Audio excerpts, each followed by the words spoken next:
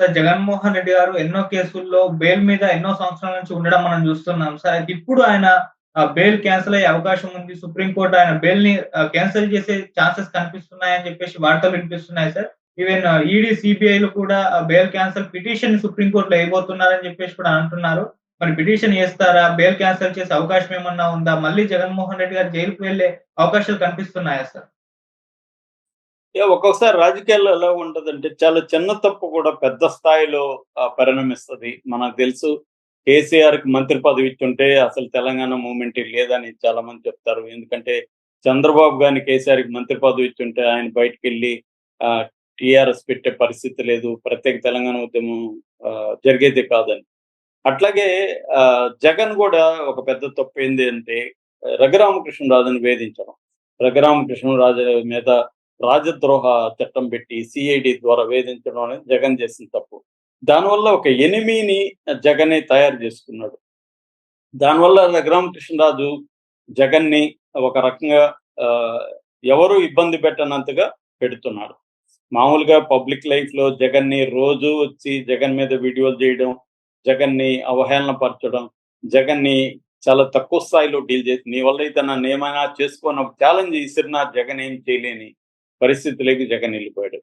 So ఈ కాంటెక్స్‌లో రఘురామకృష్ణరాజు జగన్‌కి సంబంధించి 2 పిటిషన్‌లని సుప్రీం కోర్టులో ఏసాడు. యాక్చువల్‌గా ముందు హైకోర్టులో ఏసాడు. హైకోర్టు అతనికి నీకు సంబంధం ఏంటి ఈ కేసుతో అని కొట్టేసింది. దాంతో ఆయన సుప్రీం కోర్టుకేసాడు. సుప్రీం కోర్టు ఆహ్, డి డివై చంద్రచూడ్ బెంచ్ అంటే చీఫ్ జస్టిస్ బెంచ్ దాన్ని యాక్సెప్ట్ చేసింది. విచారణ జరుగుతుంది. ఆ 2 పిటిషన్‌లు ఏందంటే, ఒకటి జగన్ 11 సంవత్సరాలుగా ఈడీ అండ్ సిబిఐ కేసుల్లో దాదాపు 18 కేసుల్లో ఆయన బెయిల్ మీద తిరుగుతున్నాడు. బెయిల్ రద్దు చేయాలి. ఎందుకంటే అతను సాక్షుల్ని బెదిరిస్తున్నాడు. అప్పట్లో అయితే అధికారంలో ఉన్నప్పుడు కాబట్టి అధికారంలో ఉన్నాడు. సాక్షుల్ని బెదిరిస్తున్నాడు. సాక్ష్యాధారాలను తారుమారు చేస్తాడు. కోర్టుకి హాజరు కావట్లేదు. ఈ కేసు ముందుకు పోవట్లేదు. అందుకని బెయిల్ రద్దు చేసి ఆయన కేసుని త్వరగా తీర్చండి సుప్రీంకోర్టు ఆమోదించింది. ఎందుకంటే అనేక సార్లు సుప్రీంకోర్టే ప్రజా ప్రతినిధుల మీద ఉన్న కేసుల్ని త్వరితగతిన ముగించాలని హైకోర్టులకి సుప్రీంకోర్టే గైడ్ లైన్స్ పాస్ చేసింది.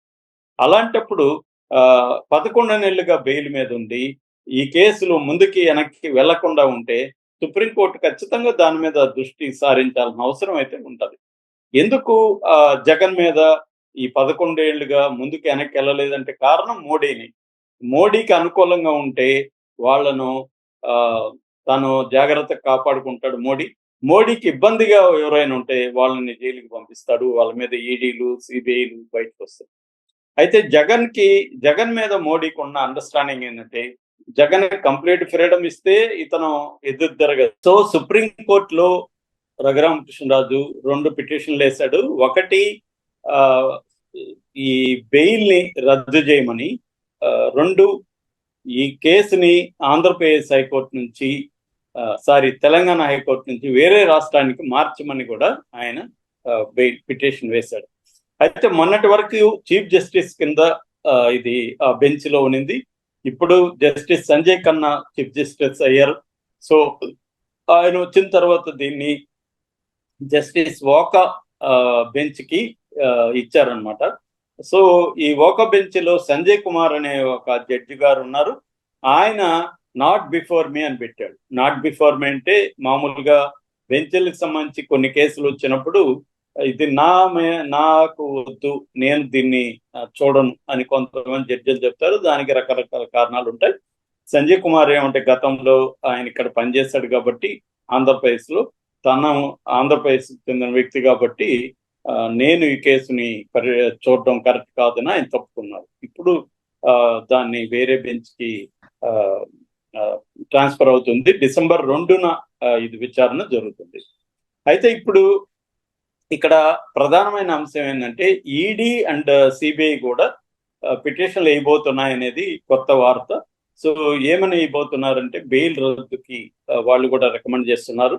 మామూలుగా బెయిల్ రద్దుకి కారణాలను చెప్పాలి. మామూలుగా ఒక వ్యక్తికి బెయిల్ ఎందుకు ఇస్తారు అంటే, ఈ వ్యక్తి సాక్షుల్ని తారుమారు చేయడు, అంటే సాక్షుల్ని బెదిరించడు, లేకపోతే ప్రలోభపరచడు, సాక్ష్యాధారాల్ని తారుమారు చేయడు, లేకపోతే ఫ్లైట్ రిస్క్ అంటారు. ఫ్లైట్ రిస్క్ అంటే విదేశాలకు పారిపోవడు, ఇలాంటి కారణాలు. అంటే బెయిల్ ఎప్పుడు రిజెక్ట్ చేస్తారు, విదేశాలకు పారిపోతాడు, లేదా సాక్షుల్ని బెదిరిస్తాడు, ప్రలోభపరుస్తాడు, లేదా సాక్ష్యాధారాల్ని తారుమారు చేస్తాడు. ఈ 3 కారణాలతో బెయిల్ ఇవ్వరు. ఈ 3 కారణాలు జగన్కి లేదు. ఎందుకంటే అతను ఆల్రెడీ అప్పట్లో ఎంపీగా ఉన్నాడు. కాబట్టి అతను దేశం వదిలిపోయే ప్రసక్తి లేదు. రెండోది సాక్షుల్ని సాక్ష్యాధారాలను తారుమారు చేసే పరిస్థితి కూడా లేదని కోర్టు నమ్మింది. ఆల్రెడీ 16 నెలలు జైల్లో ఉన్నాడు.